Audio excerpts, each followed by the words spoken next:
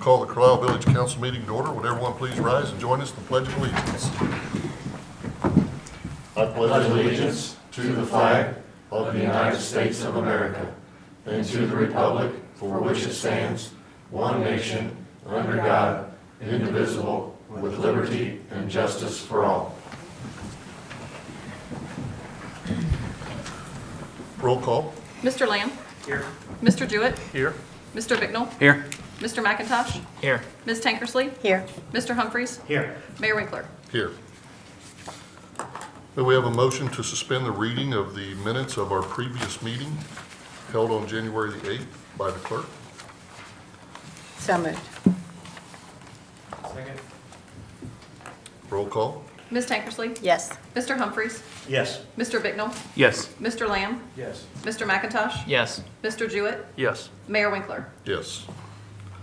Before you are the minutes of our regular meeting of January the 8th. Is there any additions or corrections to the minutes as presented?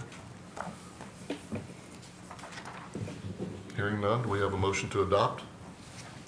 So move. Second. Roll call. Mr. McIntosh? Yes. Mr. Jewett? Yes. Ms. Tankersley? Yes. Mr. Lamb? Yes. Mr. Humphries? Yes. Mr. Bicknell? Yes. Mayor Winkler? Yes. Regular meeting minutes of January 8th has been adopted. Public forum. Is there anyone in the audience this evening who would like to address council? Seeing none, we'll close the public forum. We move on to council reports. Mr. Humphries, would you like to start this evening? Well, thank you. I would like to say that we had a planning commission meeting last Thursday. It started at 7 o'clock, ended probably a quarter till 10 at evening. It was very fruitful. It was one of the most conceived meetings that I had went to as far as planning commission, as far as the boards and commissions in Carlisle for a long time. One of the biggest linchpins was the amount of time and effort that our city manager had. Very informative, just layers and layers and layers of information, allowing them to know the who, the what, the why, and I'd like to commend you for that. Just a lot of time and effort.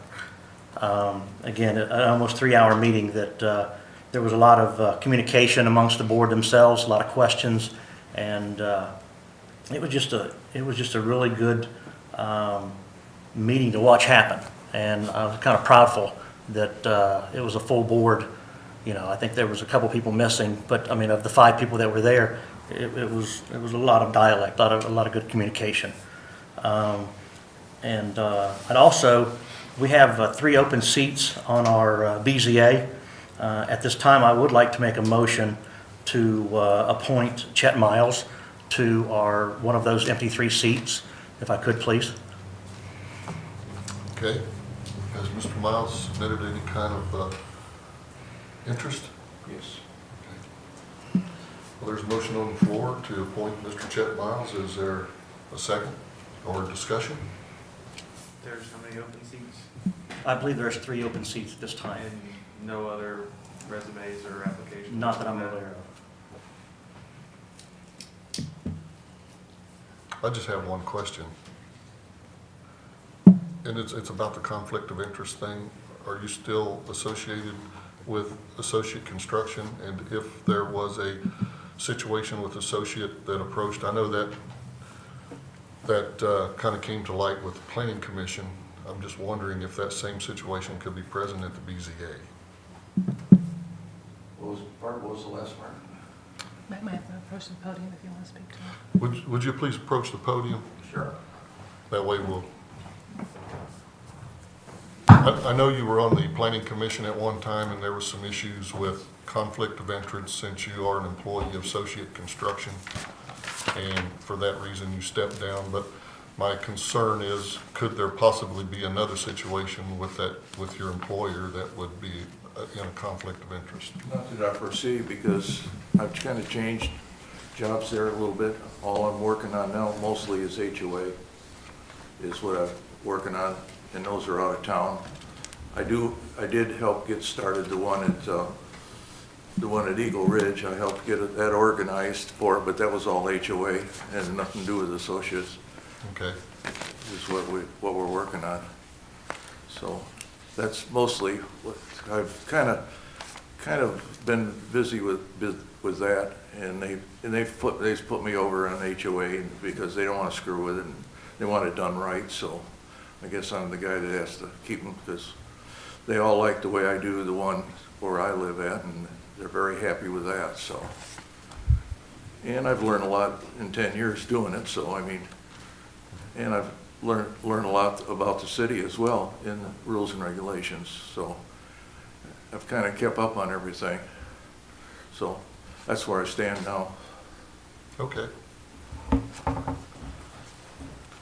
Does anyone else have any concerns or want to discuss any other issues? With the understanding that you would abstain if there appeared to be a conflict of interest, then, yeah, I don't see a problem. So I'll second the motion. Roll call? Mr. Bignell? Yes. Mr. McIntosh? Yes. Mr. Jewett? Yes. Mr. Lamb? Yes. Mr. Humphries? Yes. Ms. Tankersley? Yes. Mayor Winkler? Yes. Thank you, Mr. Miles. That's all I have this evening. Thank you. Thank you. Ms. Tankersley? I have nothing this evening, thank you. Mr. McIntosh? Just to piggyback on that, there are plenty of openings, still on BZA and other boards and commissions. So if anyone has any interest, please contact Town Hall and submit a letter of interest. Just a quick recognition and thank you to the service department.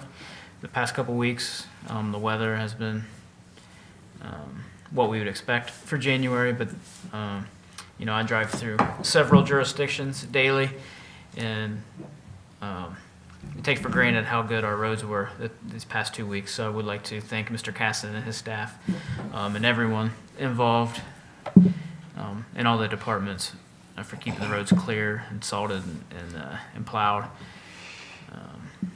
And the last thing is, it is now tax return season, so just a reminder to all citizens that you are required to file a city or village tax return. So you'll see those in the mail. Don't discard them. Even if it's just a bunch of zeros on the page, you are required to file it. That's all. Thank you. Mr. Bignell?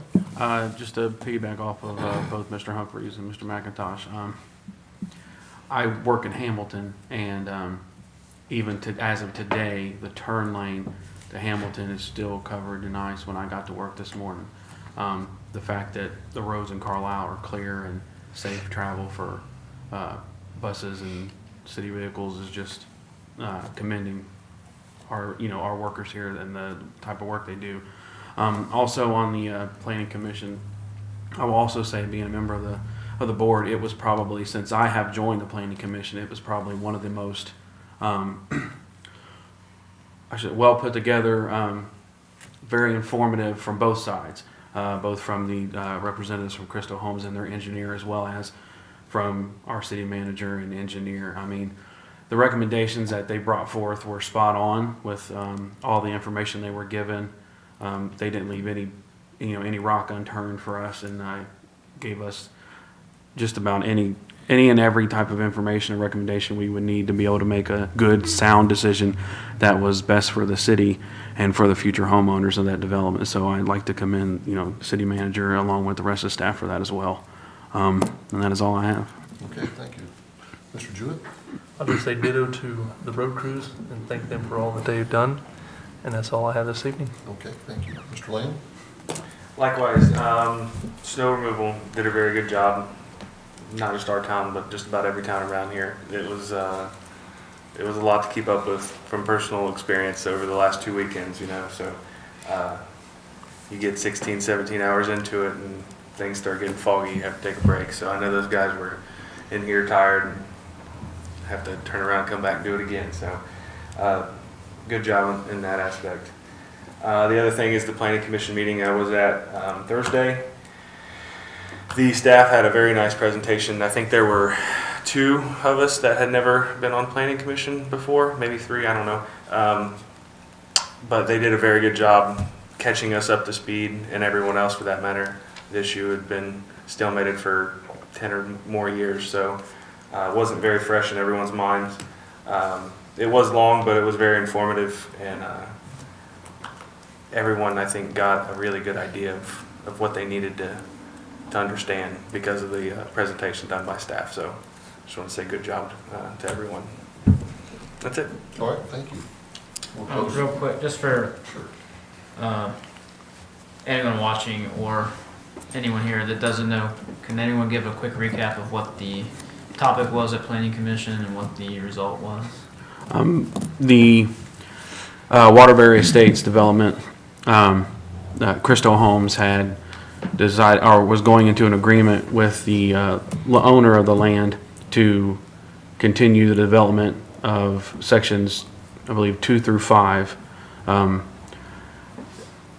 develop homes, and they had they'd asked for a variance, if I believe I'm speaking correctly.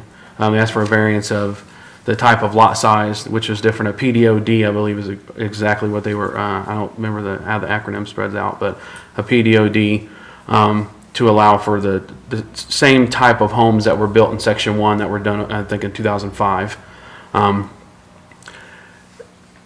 The engineer, both staff, went through to make sure that things were being done by code, as well as the open, I can't remember the name exactly of it, the open land where the two lakes are currently that are there, along with the insight of the setback on the new side that could make a difference between exterior sheds or buildings being put on the property for that well as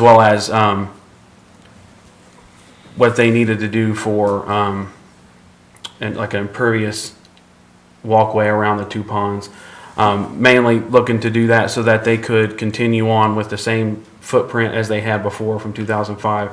They asked the commission to allow them to make their changes based off of the regulatory needs for lighting on the streets, as well as for the opening. There was a separate one that has to go through Franklin Trenton Road that will have to be taken care of by Warren County, but they asked the commission to allow them to have the same PDOD to keep that same look, feel, along with enforcing and bringing in the HOA, which was not done when Section 1 was there. All the paperwork wasn't filed, so that along with completing this section with the new housing, they will actually also move in to set up and standardize the HOA to allow to make sure that the maintenance and things are kept up in that property.